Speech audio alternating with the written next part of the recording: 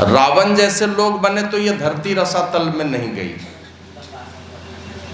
और तुम्हारे जैसे धर्मात्मा के राजा बनने से धरती रसातल में कैसी चली जाएगी।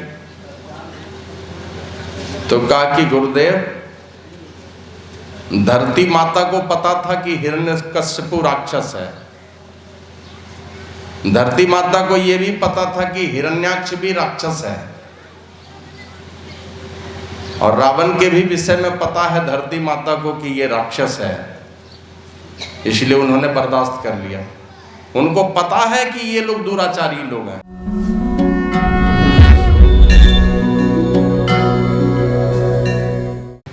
श्री सद्गुरु महाराज की जय।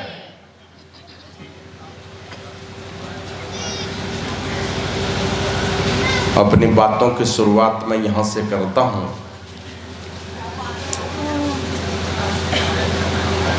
कि जब गुरु वशिष्ठ ने भरत जी को कहा, भरत,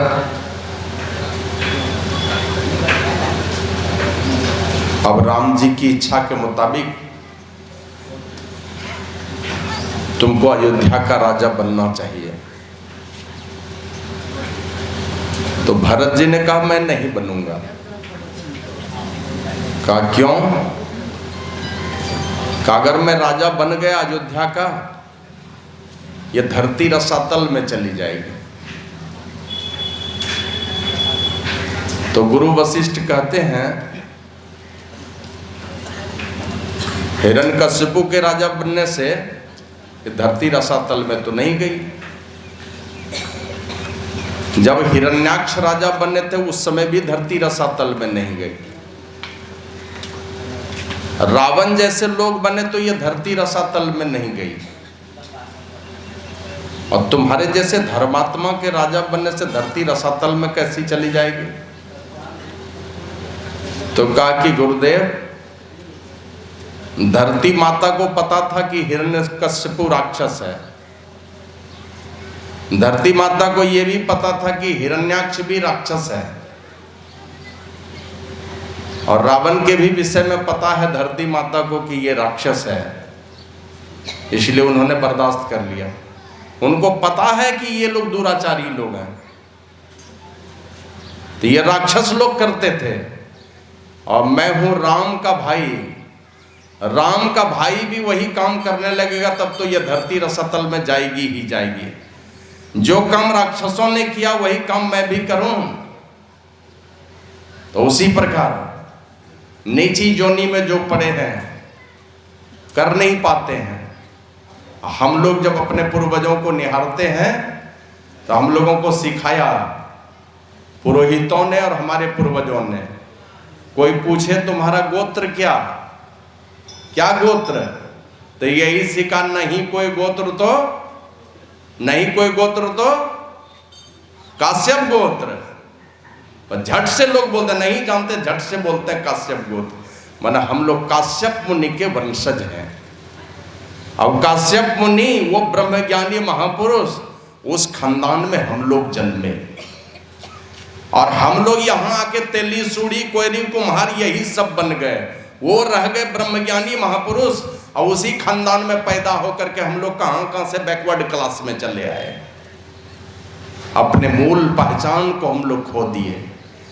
यहीं जब जाते हैं बाबा कबीर कहते हैं सत्य पुरुष एक बसे पश्चिम दिशी, तासों करो निहोर, आवे दर्द राह तो लावे तब पहियो निज ओर, और उलटी पाछी लो पैड़ो पकड़ो पसरा मना बटोर, कहे कबीर सुनो भाई साधो तब पहियो निज ठौर। अपना ठिकाना मिलेगा कि हम किस खानदान के हैं, किस वंश के हैं, किस लोक के वासी हैं। बैठिए,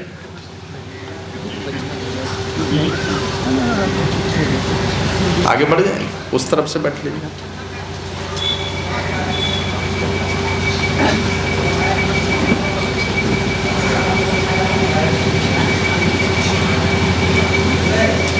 श्री सद्गुरु महाराज की जय। कल हम लोग अपराह्नकालीन पाठ में हम लोग सुने थे रामचरितमानस के पाठ में मुद मंगलमय संत समाज में। ये संतों का समाज क्या है?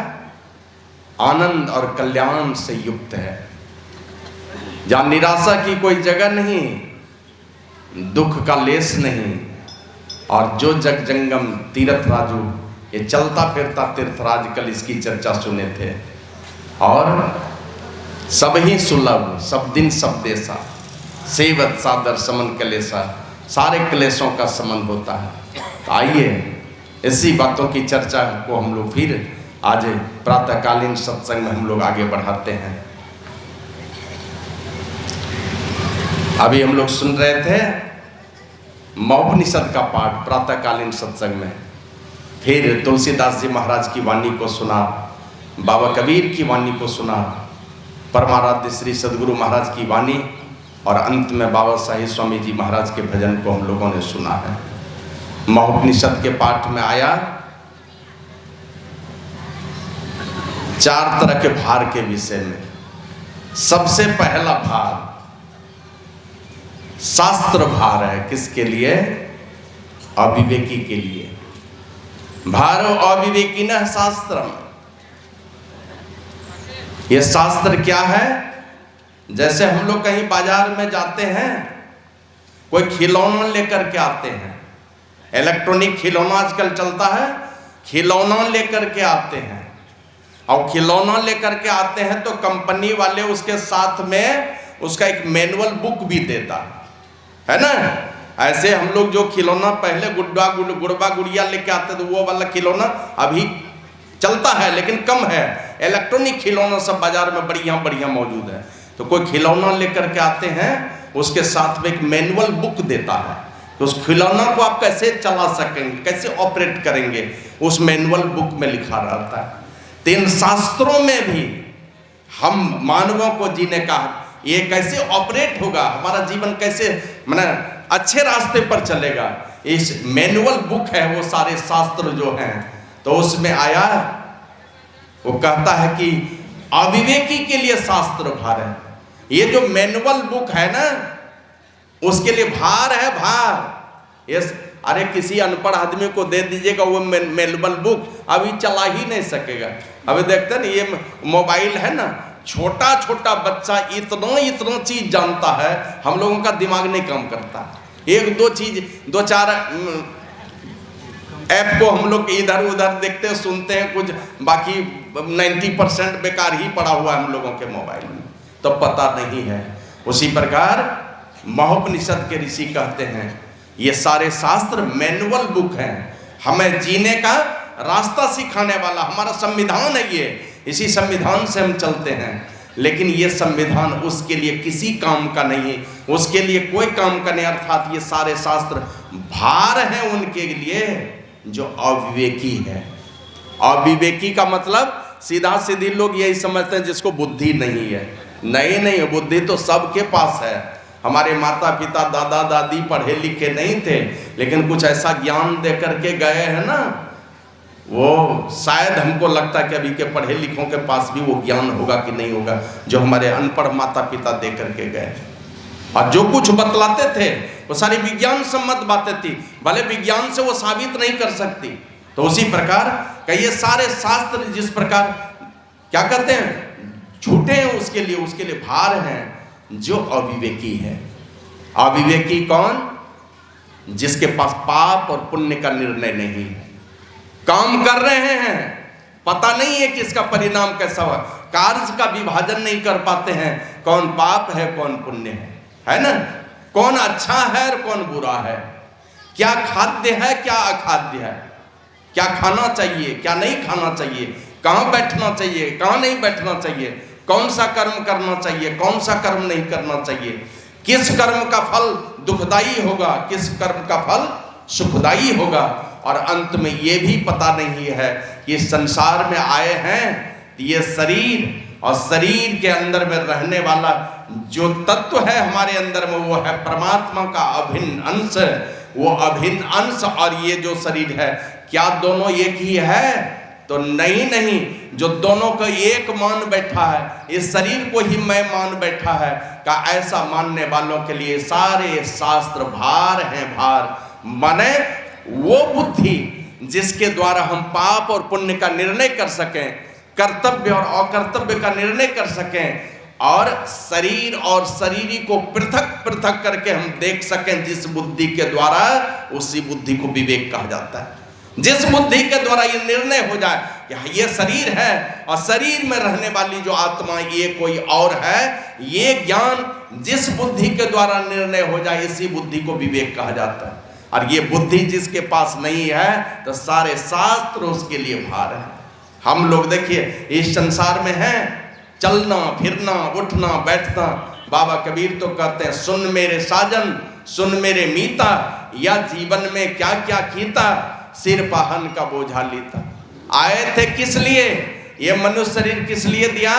भगवान श्री राम खुद ही सारे नगरवासियों को समझाते हुए कह रहे हैं अपने गुरुजनों के सामने में, आकर 4,84 जोनी भरमती अजीब अविनाशी, फिरत सदा माया कर प्रेरा, काल कर्म स्वभाव गुण घेरा, कबहू करी करना नर देही, देती सुबिनु हेत सने।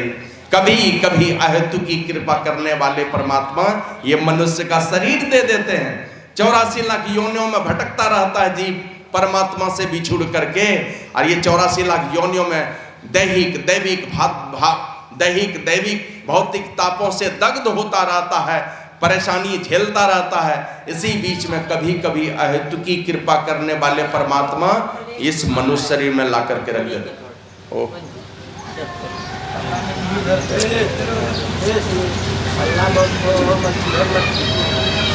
हम बूढ़ा नहीं छियकनी, बूढ़ा महात्मा आते तो बगल में गप्पो करबो तो चलता है। श्री सदगुरु महाराज की जय। तो परमात्मा ने कृपा करके मनुष्य का शरीर दिया, यही विचार नहीं कर सके कि किस लिए दिया। 84 लाख योनियों में 83,99,999 जोनी को भुगतने के पश्चात, माने अरबों अरब वर्ष बीत जाते हैं, उसके बाद परमात्मा कभी कभी कृपा करते हैं तो ये मनुष्य का शरीर देते हैं। और ये अपनी कृपा दे करके ये इस मनुष्य का शरीर दे दिए, अपनी कृपा भी दे दिए, और संतों को भी भेज दिया इस संसार में। मैंने खुद ही संत रूप में आ गए जीवों का उद्धार करने के लिए। और ये परिस्थिति परमात्मा ने दी। उसके बाद भी हम लोग क्या करते हैं? पूज्य बाबा साहिब स्वामी जी महाराज कहते हैं, हरि तुम नर्तन दे क्या किन्हो, जो नहीं मानवता अति उत्तम, मोहि कृपा करी दिन्हो, तन नर अरु स्वभाव सुकर का, मेल नहीं या निका, अति सुंदर या सृष्टि तुम्हारी है इतने ही सी फीका। करहु कृपा दीजय मानवता, तुम्हारी सृष्टि सजेगी, साथ ही साथ कृपा निधान मेरी भी बात बनेगी। हरि तुम नर्तन दे क्या किन्हो। ए भगवान, मनुष्य का शरीर तो दिया, दे तो दिया मनुष्य का शरीर, परमात्मा का भजन करोगे, लेकिन एक गड़बड़ बात हमारे जीवन में क्या हो गई कि कुत्ते के साथ तो तूने न्याय ही किया है। कुत्ते का शरीर देख के कुत्ते की ही चाल दी है उनको। गधे का शरीर दिया तो चाल भी गधे वाली ही दी है। सुअर का शरीर दिया तो उसको चाल सुअर वाली दी है। हमारे साथ इस तरह का बेमेल समझौता क्यों करवा दिया? तन नर और स्वभाव सुकर का, मनुष्य का शरीर दिया, चाल दे दी हमारे अंदर में सुअर वाली। यही गड़बड़ी हो गई। सुअर ही बना देता तो सुअर वाली ही चाल रहती, लेकिन मनुष्य का शरीर दिया, चाल दे दी सुअर वाली। तो कहते हैं करो कृपा दीजिए मानवता, हमें मानवता दे दीजिए। वही मानवता देने के लिए परमात्मा ने यह व्यवस्था कर दिया। जाके मानवता चुन लीजिए, महापुरुषों के संगति में जाके सुअर वाली चाल बदल लीजिए, गधे वाली चाल बदल लीजिए, कुत्ते वाली चाल बदल लीजिए। ये चाल बदलने के लिए संतों का विद्यालय बनाया। और अगर चाल नहीं बदलेंगे आप, तो आप लोग जानते हैं ना, महाभारत की लड़ाई हुई, भीम का बेटा कौन था? श्री सदगुरु महाराज की जय। घटोत्कच एकदम हट्टा कट्टा पहलवान भीम के बेटे को मरवाया, घटोत्कच को, भीष्म पितामह को मरवाया, कर्ण को मरवाया, द्रोणाचार्य को, कृपाचार्य को, सबका मटिया मेट करवा दिया। चाल बदल लीजिए। चाल नहीं बदलेंगे, बड़ा बॉस बनेंगे ना, तब बड़े बड़े बॉस का सफाया करने के लिए भगवान आ जाते हैं। अभी देखते हैं संत आते हैं तो कल्याण हो जाएगा, चले जाइए उनके दरबार में, जो भी गलती हुई सब चीज की माफी हो जाएगी, इनके द्वार में माफी होगी। नहीं तो कोई भगवान और देवी देवता को पकड़ के रखिएगा, एक भी गलती माफ नहीं होने वाली है, सबकी सजा दिलवा देंगे। चाहे देवता के चक्कर में रहिए कि भगवान के चक्कर में, एक भी गलती करेंगे तो उसकी सजा वहां मिलेगी।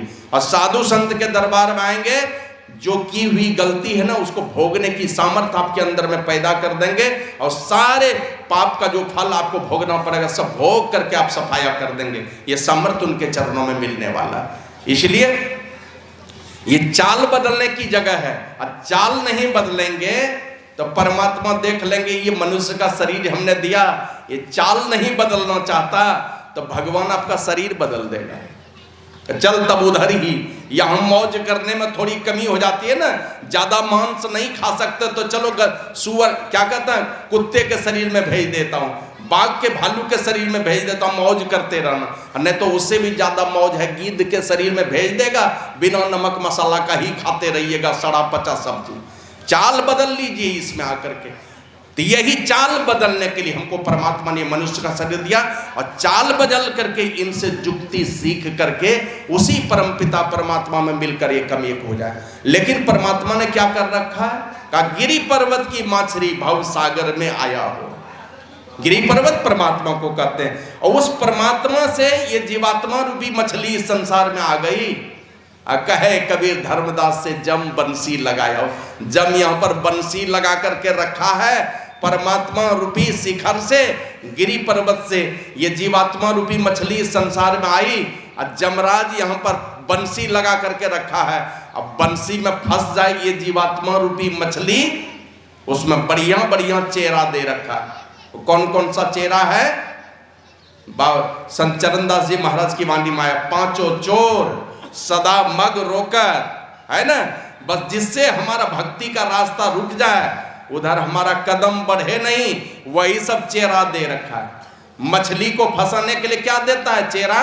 बंसी में केचुआ काट काट करके फंसा देता है। मछली जाती है पकड़ने के लिए, लगता है कि बड़ी स्वादिष्ट है, अब बाद में जब बंसी चली जाती है कंठ में ना, तब पता चलता है कि हम किस चक्कर में फंस गए आकर के। सब क्या कहते हैं, दादागिरी उसकी खत्म हो जाती जब कंठ में बंसी फंस जाती है, नहीं तो आटे की गोली बना के दे देते हैं। और यहाँ पर जम कौन कौन सा फंसी, कौन कौन सा चेहरा डाल रखा है? गुरु महाराज लिखते हैं, अगहन दाहन प्रकृति भोगन गहन को जो धावही, हारी आवही क्लेश पावही कबहू नहीं तृप्तावही, भोगन सकल प्रत्यक्ष रोगन जानी के हटते रहो, और गुरु टहल सत्संग सेवन में सदा डरते रहो। वो जलाने वाले हैं, वो चेहरा जो है ना वो हमेशा जलाने वाला है, जलाने वाला। पकड़ना चाहेंगे और उसके चक्कर में जहां फंसे, चाहे बढ़िया रूप के चक्कर में फंस जाइए, बढ़िया स्वाद के चक्कर में पड़ जाइए, बढ़िया शब्द के चक्कर में फंस जाइए, बढ़िया रूप के चक्कर में फंस जाइए, ये त्वचा का सुख स्पर्श का सुख लेने के चक्कर में फंस जाइए। ये चेहरा है, चेहरा जम बंसी लगा रखा है, उसमें चेहरा डाल रखा है। इन चेहरे के चक्कर में फंसे तो वह फंसे, उस चक्कर में फंसे तो ये दोहरा करके फिर मनुष्य का शरीर नहीं मिलने वाला। इसलिए ये मनुष्य का शरीर में उस परमपिता परमात्मा को प्राप्त करने के लिए जड़ और चेतन दोनों को समझ सके, शरीर और शरीरी दोनों का निर्णय कर सके, और शुरुआती जीवन में पाप और पुण्य का निर्णय कर सके, कर्तव्य और कर्तव्य का निर्णय कर सके। इसकी पहचान, ये सामर्थ्य, ये क्षमता संत सदगुरु के पास है। इनके चरण शरण में बैठ करके जो दंडवत बंदगी बजाते हैं वो धीरे धीरे इसकी पहचान कर पाते हैं, और जो नहीं किए तो अविवेकी बन करके रहेंगे। तुलसीदास जी महाराज कहते हैं, तुलसीदास हरि गुरु करनो बिनु विमल विवेक न होई, और बिन विवेक संसार घोर निधि पार न पावे कोई।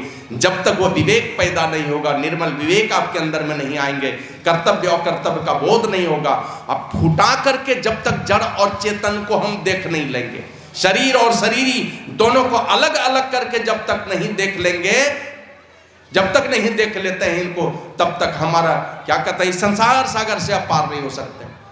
बिन विवेक संसार घोर निधि, इस घोर संसार सागर से पार न पावे कोई। जब तक गुरु प्रभु की कृपा नहीं होगी तब तक वो विवेक मिलने वाला नहीं है। तो विवेक के बिना कहते सारे शास्त्र भार हैं भार, और फिर आगे कहते हैं भारो ज्ञानम च रागिना, भारो ज्ञानम च रागिना, सारा ज्ञान रागी के लिए भार है। रागी मतलब जो संसार में पांचों विषयों में डूबा हुआ वो रागी, और इसके उलट जो है वही है बैरागी, है ना। तो जब तक बैरागी नहीं बनेंगे, संसार के पंच विषयों में डूबे हुए रहेंगे, चाहे कोई घर गृहस्थी में रहे या मंच पर बैठा हुआ बढ़िया बढ़िया भाषण करने वाला रहे। और ये मंच वाला भाषण आप लोग जानते हैं ना, पुरानी कहानी आप लोग जानते होंगे, मीराबाई को जहर का प्याला किसने भेजा था? राणा ने, देवर था, कौन था उनका? तो राणा ने जहर का प्याला भेज दिया। अब वो अब सोच सकते हैं किसी की पत्नी कहीं पराये लोगों के बीच में जाके नाचने लगेगी तो घर परिवार की बेइज्जती होगी, तो जहर का प्याला तो भेजेगा ही भेजेगा। कुल खानदान की बेइज्जती कराएंगे तो होगा ही। तो कुल खानदान की बेइज्जती कराई उसने, शरण कहाँ मिला? तो सबसे पहले संत रविदास जी महाराज गुरु मिल गए। आई इन्होंने भेद बता दिया, वस्तु अमोलक दी मेरे सदगुरु कृपा करी अपनायो, जन्म जन्म की पूंजी पायो जग में सबे खोवायो। सब कुछ खो करके पाया जन्मों जन्मों की पूंजी। और कौन सी पूंजी मिली? जिस कृष्ण को उसने देखा नहीं, अंतिम उसी में समा गई, है ना। तो मीरा को जहर का प्याला पीना पड़ा। हम लोग चाहते हैं एकदम बढ़िया बढ़िया घर में कॉफी पीते रहे, एकदम खूब बढ़िया सोफा पलंग लगा रहे, वहां पर पड़े रहे, और हमको कबीरदास वाली स्थिति प्राप्त हो जाएगी, मीरा वाली स्थिति प्राप्त हो जाएगी। भगवान बुद्ध ने घर द्वार छोड़ दिया, जूठा बासी जहां तहां जो कुछ लेकर के भीख मांग मांग करके खाया, तब तो वो महान हुए। हम 56 वैरायटी रोज दिन खाते रहेंगे और हम चाहेंगे भगवान बुद्ध बन जाएंगे, ये कभी नहीं होने वाला। माने सुविधा भोगी बन करके हम चाहेंगे, आराम तलबी बन करके रहेंगे, आयशो आराम का जीवन जिएंगे। कहते तो हैं बाबा कबीर, उनकी वाणी में आया, कहा न जोगी जोग से ध्यावे, न तपसी देह जरबावे, सहजी ध्यान में पावे, सुरती का खेल जही आवे। सूरत का खेल जिसको आता है बड़ी आसानी से हो जाता है। तो गुरु महाराज का सब अस्थि पंजर कैसे झलकने लगा। यही सूरत का खेल भी खेलना जो है ना, ये खा लेंगे भरपेट, यहाँ कंठ तक दबा दबा करके और बैठेंगे यहाँ नादानुसंधान करने के लिए, सब कहीं कुछ नहीं मिलने वाला है, जब भी नहीं होने वाला है, ठूस ठूस करके खा करके। आप चाहेंगे कि हम सुविधा भोगी रह करके इस अवस्था में हम चले जाएंगे, ये होने वाला नहीं है। तो इसलिए अगर भगवान बुद्ध को घर द्वार छोड़ना पड़ा, मीराबाई को जहर का प्याला पीना पड़ा, संत तुकाराम को अपने पत्नी का झाड़ू खाना पड़ा, मांडवी को अगर अपने पति का दुत्कार झेलना पड़ा, तब वो महान हुए हैं। और हम चाहेंगे कि एकदम संसार में ऐसो आराम से रहेंगे, हम बम बम करेंगे, साधु कहला जाएंगे, संत बन जाएंगे, सब होने वाला नहीं है। साधु महात्मा नुन्नू बाबू किसी तरह समझा बुझा के कहते हैं लोग सत्संग में जुड़ा रहे, होने वाला नहीं है। जब तक कड़वा प्याला नहीं पिएंगे, पलटू साहब की वाणी में आया, पहले संसार से तोड़ी आवे तब बात पिया की पूछिए जी, म्यान ये तलवार दो किस विधिवा में राखिए जी, मीठे प्याले को दूर करो, कटु प्रेम प्याला पीजे जी, पलटू जब शीश उतारी धरे तब राह पिया की लीजिए जी। मीठे प्याले को तो दूर करना पड़ेगा और प्रेम का कड़वा प्याला पीना पड़ेगा। तो कहते हैं हम रागी बन करके रहेंगे, पांचों विषयों में डूब करके रहेंगे, रोज बढ़िया स्वादिष्ट भोजन चाहिए, बढ़िया रूप सामने में देखने के लिए चाहिए, स्पर्श का सुख नियमित रूप से चाहिए, और मधुर मधुर शब्द सुनाई पड़े। देखिए ना बाबा जी का, जाएंगे किसी के घर में, अरे फलाना जरा एक गिलास पानी ला के देना, उसके बाप को नहीं कहेगा एक गिलास पानी ला करके देना। घर में किसको कहता है पानी लाने के लिए, सबको पता है। घर के मालिक को नहीं कहेगा हमको भोजन कराओ। अधिकांश लोग चाहता है एकदम मधुर मधुर आवाज कान में आनी चाहिए, वो आकर के खाना खिलाएं तो बढ़िया है। आप लोग जानते हैं ना, ये महात्मा हुए भिक्षु महाकाश्यप। भिक्षु महाकाश्यप 9 दिनों तक एक पिपली गुफा में ध्यान किए, और ध्यान करके जैसे वहां से निकले, 9 दिनों के बाद ध्यान करके निकले, गए भिक्षाटन करने। अब जैसे भिक्षाटन करने गए तो खेत पर एक लड़की जोगवारी कर रही थी, अपना खेत में लगे हुए फसल को जोग रही थी। वो समझ गई कि ये महात्मा जी जा रहे हैं गांव में, जरूर कुछ मांगने के लिए जाते होंगे, भिक्षाटन के लिए ही जाते थे। वो लड़की दौड़ के जाती है और कहती, भगवान मेरे पास थोड़ा सा रूखा सूखा चबेना है, ये लीजिएगा। बस साधु संत तो भाव के भूखे होते हैं। जीवित क्या, जैसे शेर कभी मरे हुए को खाता नहीं, उसी प्रकार ये साधु कभी मुर्दे के घर में जाता नहीं। जो जीवित लोग हैं, भाव है जिनके अंदर में जिंदा, उनका दिया हुआ कुछ ग्रहण करते हैं।